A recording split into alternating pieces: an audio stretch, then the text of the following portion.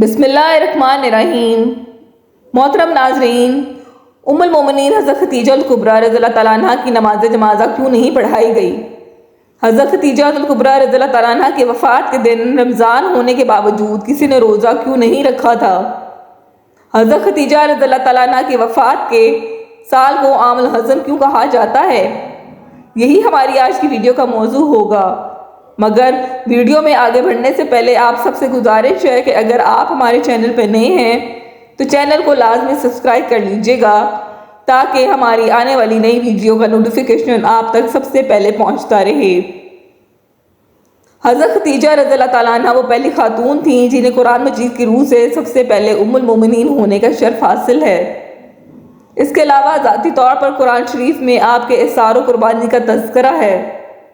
پیغمبر اسلام صلی اللہ علیہ وآلہ وسلم سے شادی سے پہلے حضرت خدیجہ مکے کے بہت بڑے کاروبار کی مالک تھیں۔ آپ کے عظیم کارواں تجارت میں 80,000 اونٹ تھے جس کے ذریعے شام، یمن، مصر وغیرہ کی طرف برابر آپ کا سامان تجارت جاتا رہتا تھا۔ شادی کے بعد آپ نے اپنا سارا مال اور ساری دولت حضور صلی اللہ علیہ وآلہ وسلم کے قدموں میں دی تاکہ اسلام کی نشوونما کے کام آ سکے۔ ام المومنین حضرت خدیجہ الکبریٰ رضی اللہ تعالیٰ عنہ انتہائی بافضیلت خاتون ہیں۔ آپ کے والد ماجد خلید ابن اسد اور والدہ ماجدہ کا نام فاطمہ بنت زائدہ تھا۔ ان دونوں کا سلسلہ نسب آگے چل کر پیغمبر اسلام صلی اللہ علیہ وآلہ وسلم کے سلسلہ نسب سے مل جاتا ہے۔ ان دونوں کا سلسلہ نسب آگے چل کر پیغمبر اسلام صلی اللہ علیہ وآلہ وسلم کے سلسلہ نسب سے مل جاتا ہے۔ آپ کی ولادت 15 سال قبل از عام فیل اور 65 سال قبل از ہجری نبوت ہوئی۔ آپ نے 65 سال کی عمر میں وفات پائی اور مکہ کے مشہور قبرستان جنت المعلا میں سپرد خاک ہوئیں۔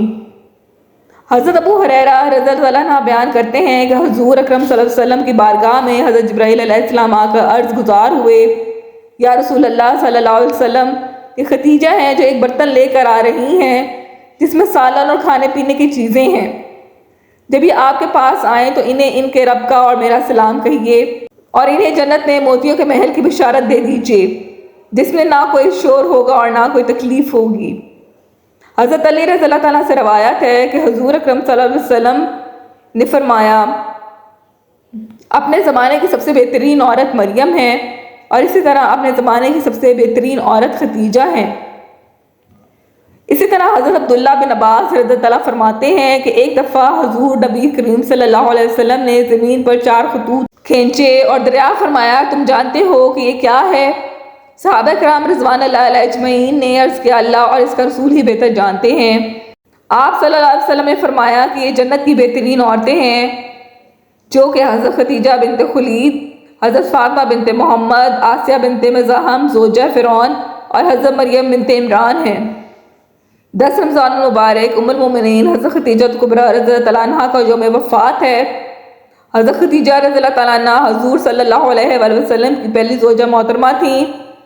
حضور صلی اللہ علیہ وسلم کی حضرت خدیجہ کے ساتھ محبت کا عالم یہ تھا کہ ان کی زندگی میں حضور صلی اللہ علیہ وسلم نے دوسرے کوئی نکاح نہیں فرمایا تھا۔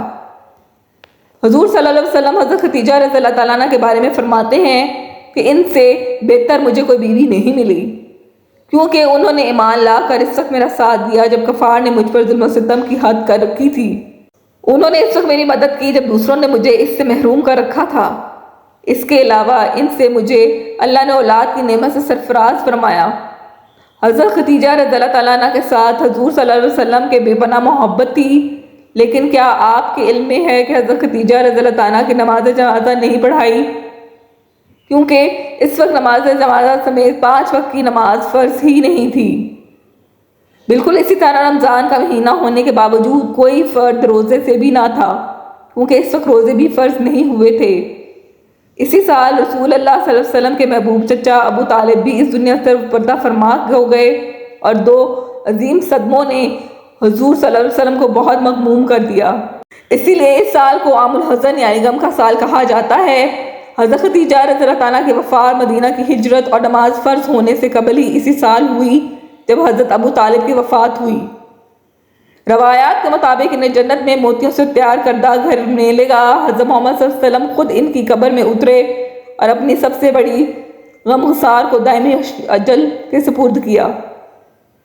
پیارے پیغمبر صلی اللہ علیہ وسلم کی حضرت خدیجہ رضی اللہ عنہا 6 اولادیں پیدا ہوئیں، 2 صاحبزادے جو بچپن میں انتقال کر گئے اور 4 صاحبزادیاں پیدا ہوئیں۔ حضرت قاسم بن محمد حضور صلی اللہ علیہ وسلم کے سب سے بڑے بیٹے تھے۔ انہی کے نام پر آپ کی کنیت ابو القاسم تھی۔ ان کے بعد حضرت زینب بنت محمد صلی اللہ علیہ وسلم حضور کی سب سے بڑی صاحبزادی۔ ان کے بعد حضرت عبداللہ بن محمد پیدا ہوئے جنہوں نے بہت کم عمر پائی، چونکہ زمانہ نبوت میں پیدا ہوئے تھے، اسی لیے طبیب اور ماہر کے لقب سے مشہور ہوئے، اسی لیے طیب اور طاہر کے لقب سے مشہور ہوئے۔ ان کے بعد حضرت رقیہ بنت محمد صلی اللہ علیہ وسلم، ان کے بعد حضرت ام کلثوم بنت محمد صلی اللہ علیہ وسلم، اور آخر میں سیدنا کائنات حضرت فاطمہ الزہرا رضی اللہ عنہا پیدا ہوئیں۔ ان سب کی پیدائش میں 1 سال کا فرق تھا۔